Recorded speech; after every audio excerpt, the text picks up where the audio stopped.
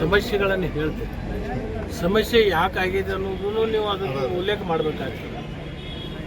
ಇಲ್ಲಿ ಖಾಸಗಿ ಕಟ್ಟಡಗಳು ಕಟ್ಟಿದ್ದಾರೆ, ಇವೆಲ್ಲ ರೆಸಿಡೆನ್ಸಲ್ಲಿ ಇರ್ತಕ್ಕಂಥ.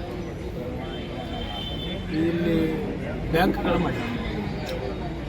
ಅಲ್ಲಿ ಪುರಸಭೆ ಅವರು ಮೊದಲು ಆ ಕಟ್ಟಡಕ್ಕೆ ಒಪ್ಪಿಗೆ ಕೊಡುವಂಥ ಸಂದರ್ಭ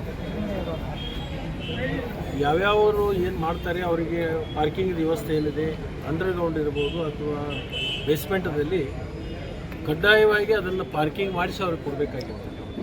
ಅದು ಹಿಂದಿನ ಕೆಲವೊಂದು ಕಮರ್ಷಿಯಲ್ ಇರ್ತಕ್ಕಂಥದ್ದಕ್ಕೆ ಕಡ್ಡಾಯವಾಗಿ ನಾವು ಮಾಡಬೇಕು. ಈಗ ನಾವು ತಾಯಿ ಮಕ್ಕಳ ಆಸ್ಪತ್ರೆ ಕಟ್ತಾ ಇದ್ದೀವಿ, ಬೇಸ್ಮೆಂಟದಲ್ಲಿ ನಾವು ಪಾರ್ಕಿಂಗ್ ವ್ಯವಸ್ಥೆ ಮಾಡಿಕೊಂಡು ಅದಕ್ಕೆ ವಿಶೇಷ ಅನುದಾನ ಹೆಚ್ಚಿಗೆ ತಗೊಂಡು ಮೊದಲು ಟೆಂಡರ್ ಕರೆದಿದ್ರು, ಯಥಾಸ್ಥಿತಿ ಮಾಡ್ತಾ ಇದ್ರು. ಅದನ್ನು ತಡೆ ಹಿಡಿದು ಈ ಕಡ್ಡಾಯವಾಗಿ ಬೇಸ್ಮೆಂಟದಲ್ಲಿ ಪಾರ್ಕಿಂಗ್ ಆಗಬೇಕು. ಯಾಕಂತಂದರೆ ಹೆರಿಗೆ ಮಾಡ್ಕೊಳ್ಳಿಕ್ಕೆ ಬರ್ತಕ್ಕಂಥ ಜನ ಬಹುತೇಕವಾಗಿ ಎಲ್ಲರೂ ವಾಹನಗಳನ್ನು ತೊಗೊಂಡು ಬರ್ತಾರೆ.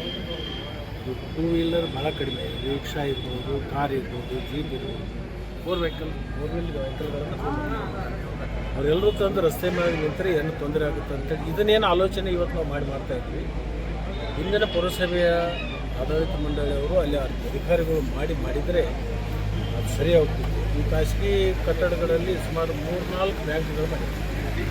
ಆ ಬ್ಯಾಂಕಿನ ಗ್ರಾಹಕರೆಲ್ಲರೂ ಅಲ್ಲೇ ಬರಬೇಕಾಗ್ತದೆ. ಆ ಗ್ರಾಹಕರು ಹೋಗೋದಲ್ಲಿ ಸಲುವಾಗಿ ಅಲ್ಲಿ ಮೋಟರ್ ಸೈಕಲ್ ಮಾಡ್ತಾಯಿದ್ವಿ.